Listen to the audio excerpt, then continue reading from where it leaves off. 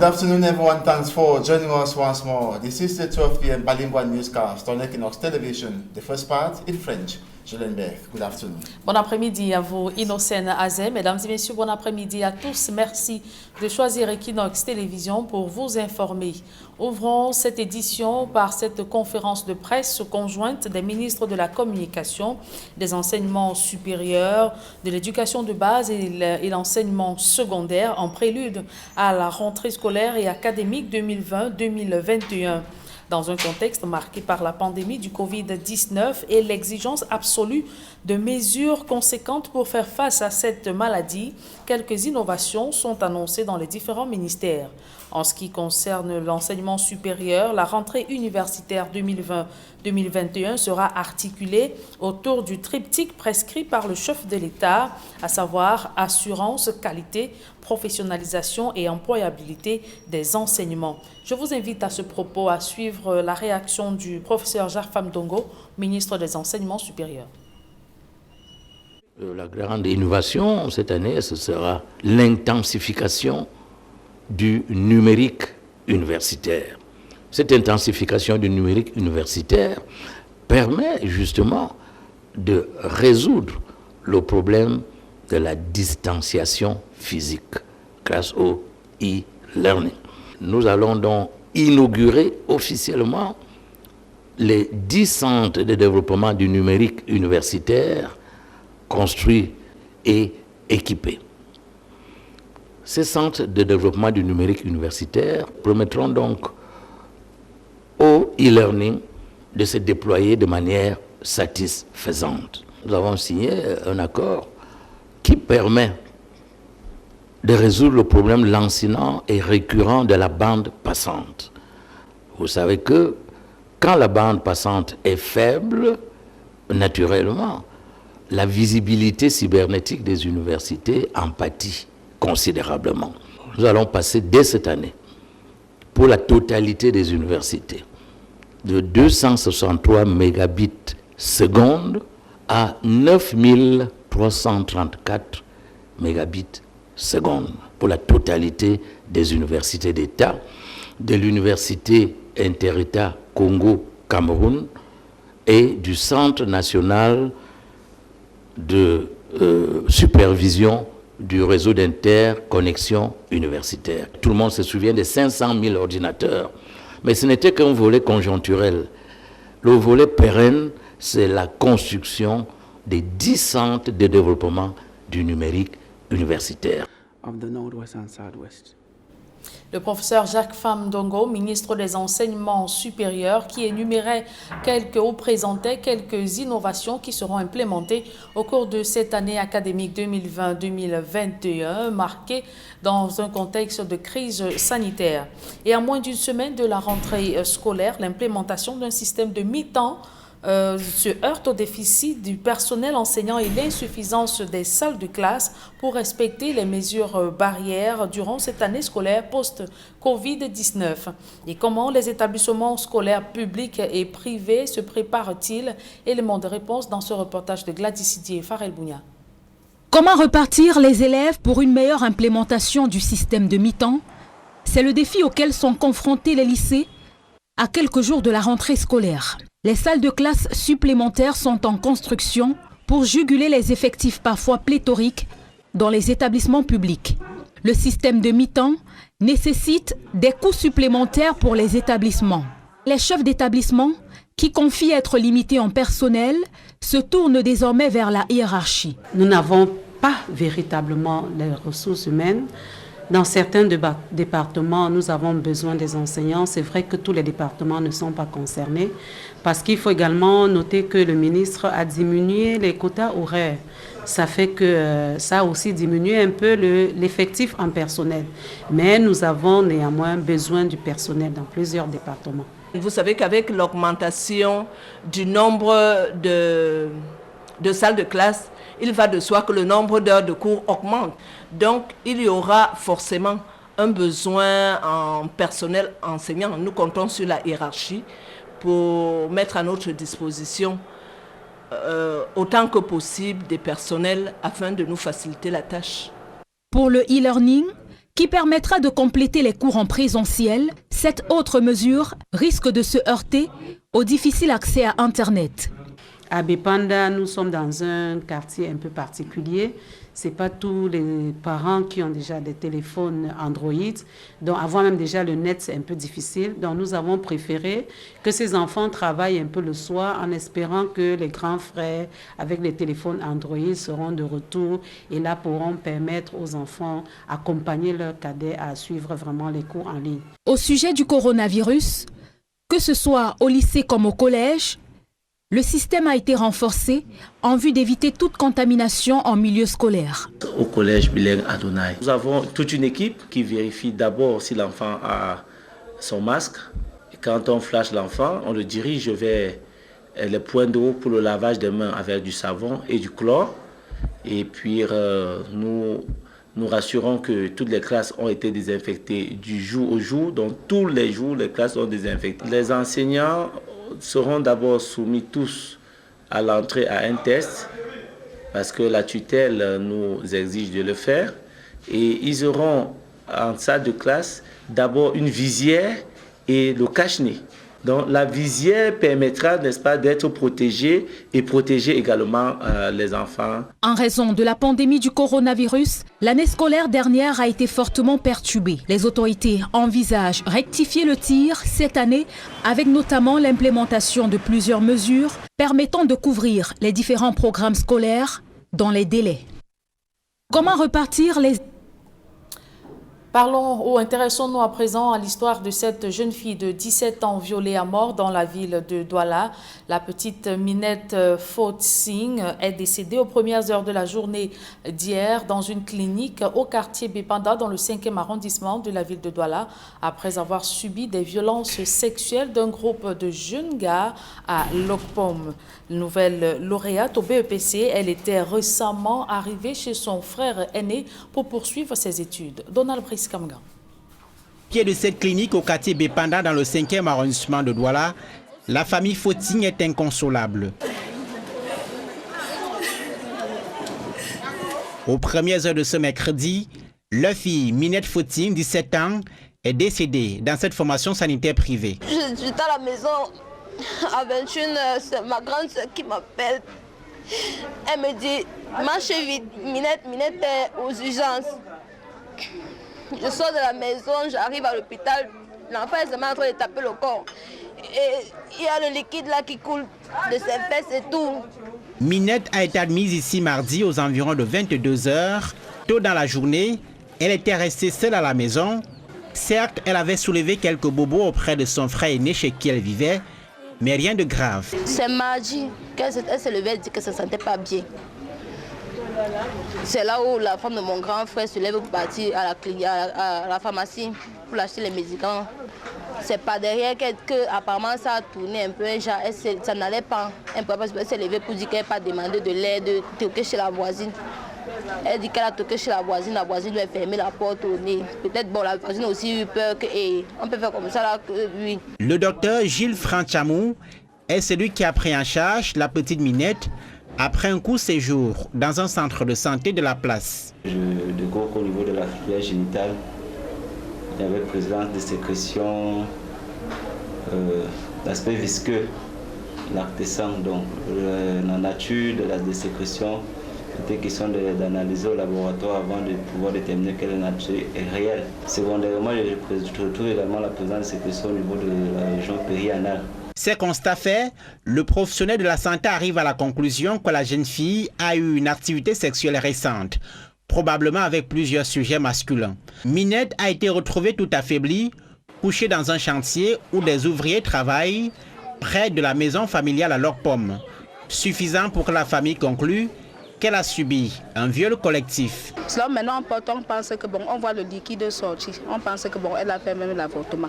On arrive à l'hôpital, on fait le test de la grossesse. On trouve que ce n'était pas l'avortement. Qu'on avait carrément sonorisé partout. Des deux côtés, ce n'était pas une personne. Donc c'était quelque chose qui n'était même pas bien à voir. Arrivé dimanche chez son frère aîné à Lokpom, afin de poursuivre ses études, Minette Fotsing devait s'inscrire en classe de seconde, elle qui vient d'obtenir son brevet du premier cycle, le BEPC. Saisies, les autorités compétentes viennent d'ouvrir une enquête sur ce cas.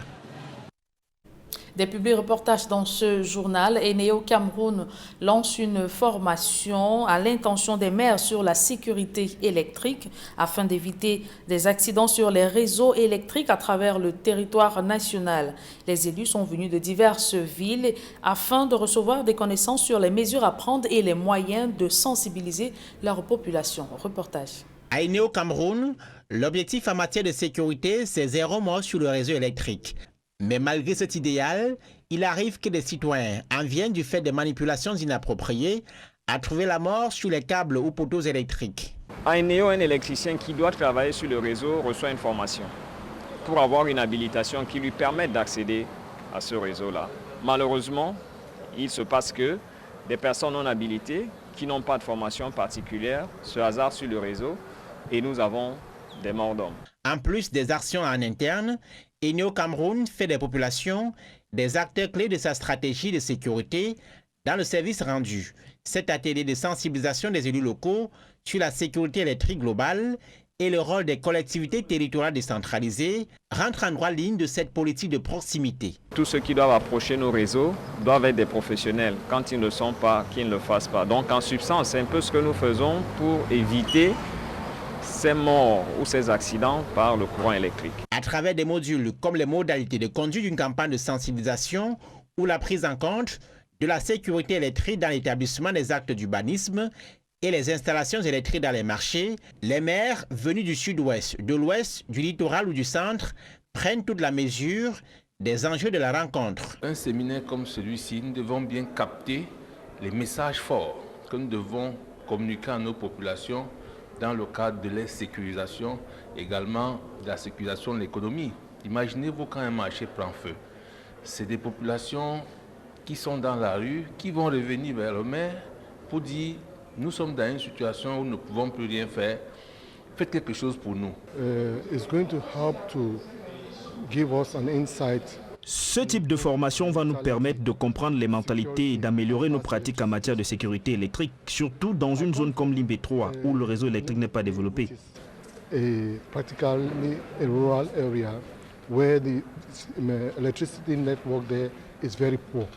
Pour la bonne vulgarisation des acquis, Eneo Cameroun a associé aux travaux de Douala le programme national de formation au métier de la ville, organisme interministériel de renforcement des capacités des magistrats municipaux. Nous espérons voir naître des services de sécurité, tout comme des services de responsabilité sociale ou sociétale au sein de nos collectivités territoriales décentralisées. À la fin de cette phase pilote, il est prévu la création d'une plateforme de collaboration entre Eneo Cameroun et les villes pour un service du courant électrique sans accident et sans incident. Et dans les supermarchés d'Orve, les clients les plus fidèles sont honorés. Ils ont reçu des précieux lots, parmi lesquels des réfrigérateurs, des écrans plats et autres appareils électroniques à la suite d'un jeu tombola organisé pour marquer le 17e anniversaire des supermarchés d'Orve. Reportage. Tout a commencé par un tirage au sort, lequel a levé le suspense sur l'identité des heureux gagnants du jeu tombola lancé par les supermarchés d'Orve. Balo Antoinette, qui a fait ses achats au supermarché d'Orve Colbison, le dernier né des supermarchés d'Orve.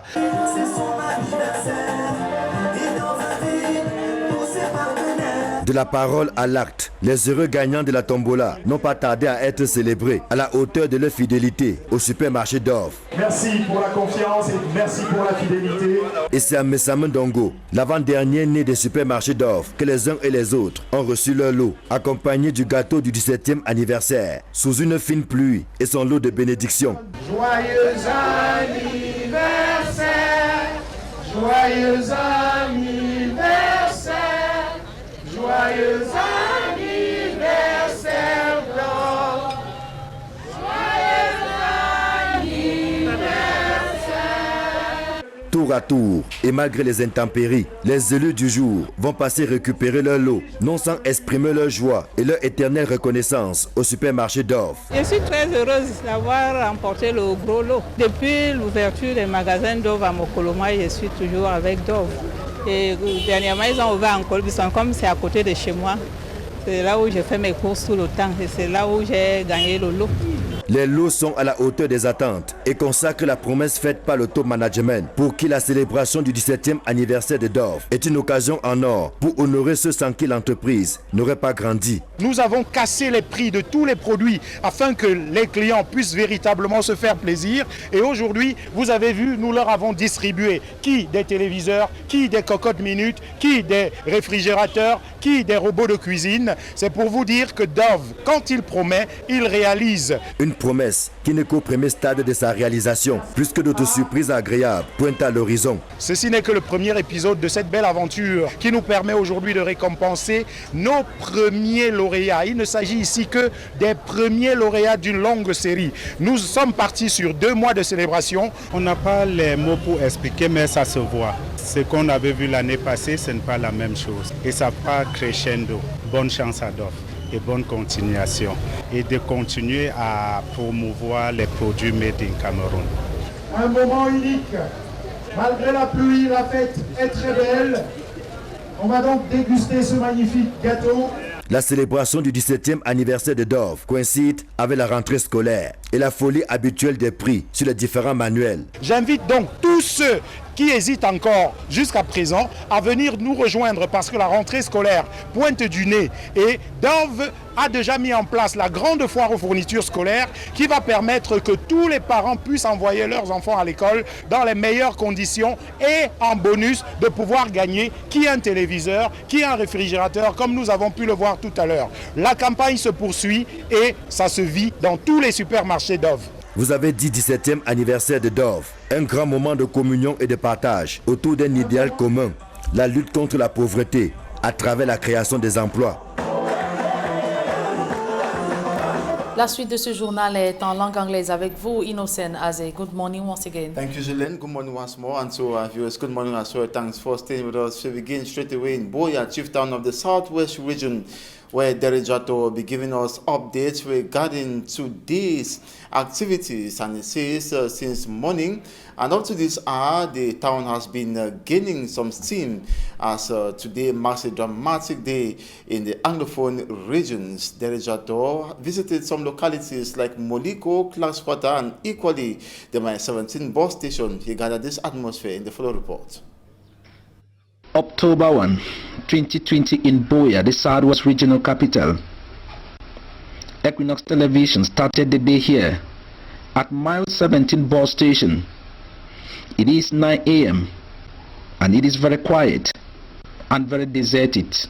This is the situational picture here. Apart from being the gateway into the Southwest Regional Capital, Mile 17 bus station is also a business hub, but it is deserted.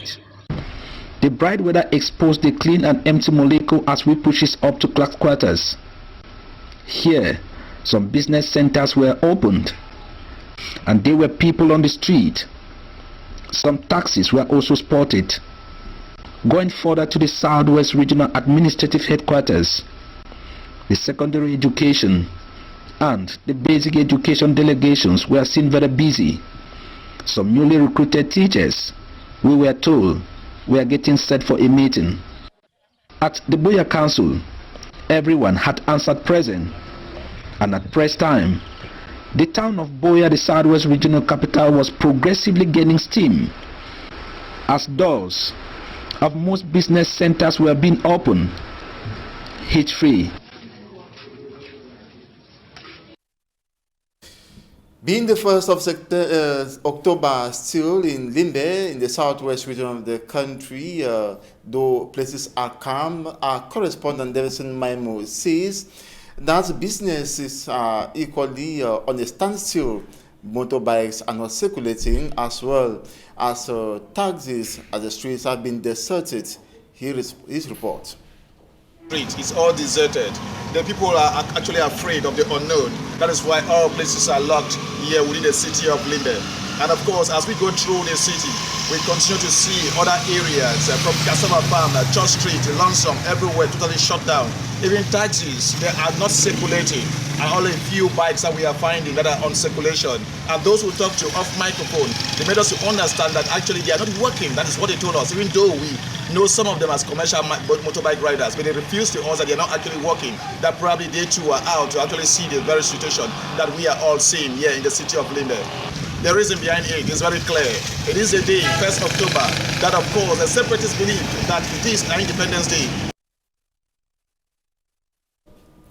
I was Davidson Maimo with updates in Limbe, southwest region of the country regarding today's dramatic day, the 1st of October in Anglophone Cameroon. We now come back to the nation's economic capital, Douala, to talk about a 17-year-old girl who was raped to death that took place in the Lokpom neighborhood in the Douala 5 subdivision. The lady whose name we got as Minette Fotsing passed away yesterday morning at the clinic in Bepanda.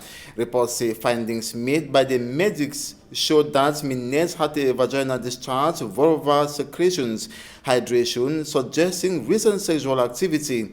Her family confirmed mentioning rape and sodomy surely by multiple gangsters who drugged her first. The girl was said to have been found near a construction site in the Lokpom neighborhood where her family resides before she was rushed to the hospital. Little did her family and loved ones know that will be the end of her life. The deceased is said to have arrived Douala from the West region to further studies while living with her brother before the unfortunate incident. Mines Odil once more highlights what women and girls are forced to go through on a daily basis in the country. And now we equally indicate that she was a BAPC holder and was preparing to resume school on Monday, October the 5th.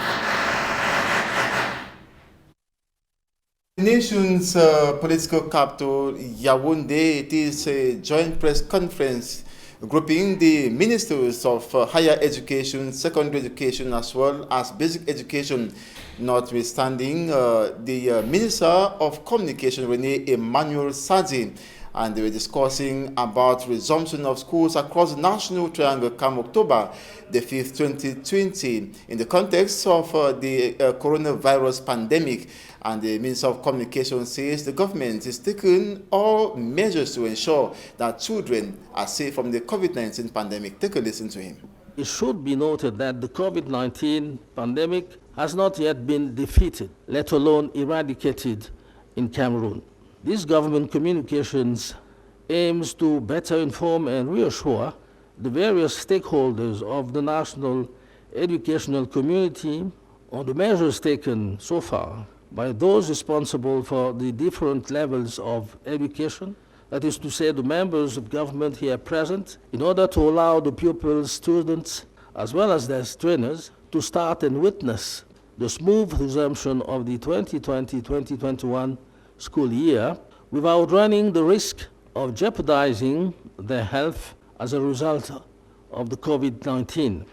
It needs to be recalled that the future of the nation fully relies on the comprehensive and well-accomplished training of our young peoples and students.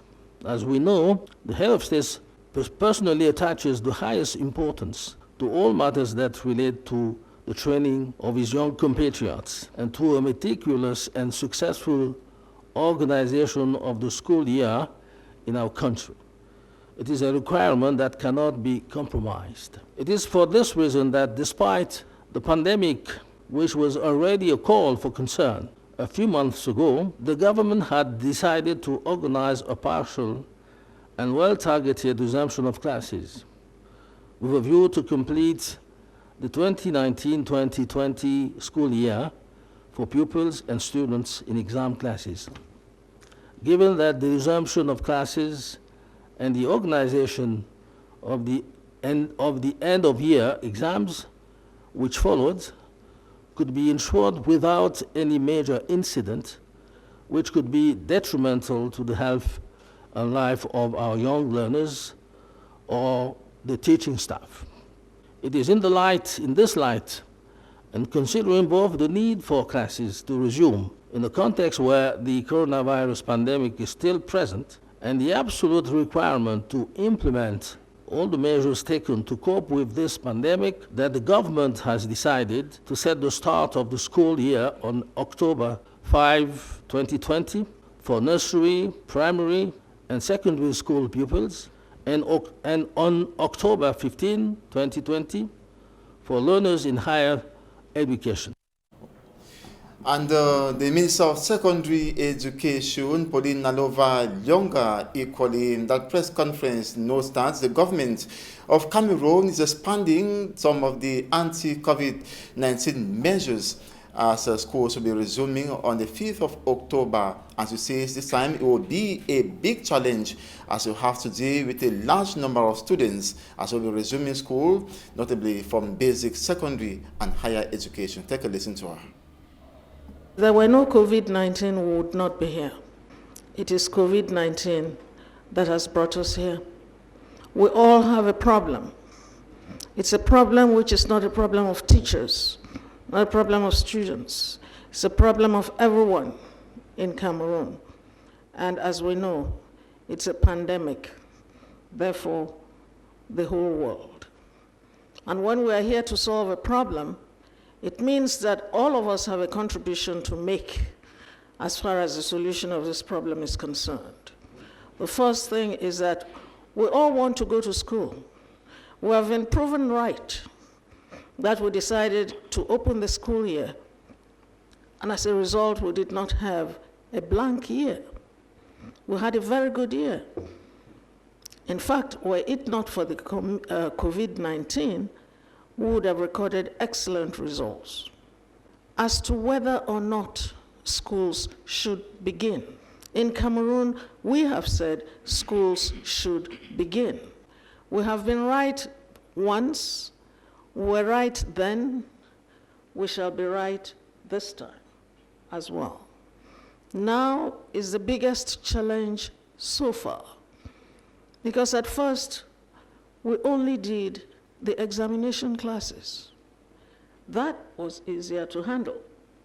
It was small numbers.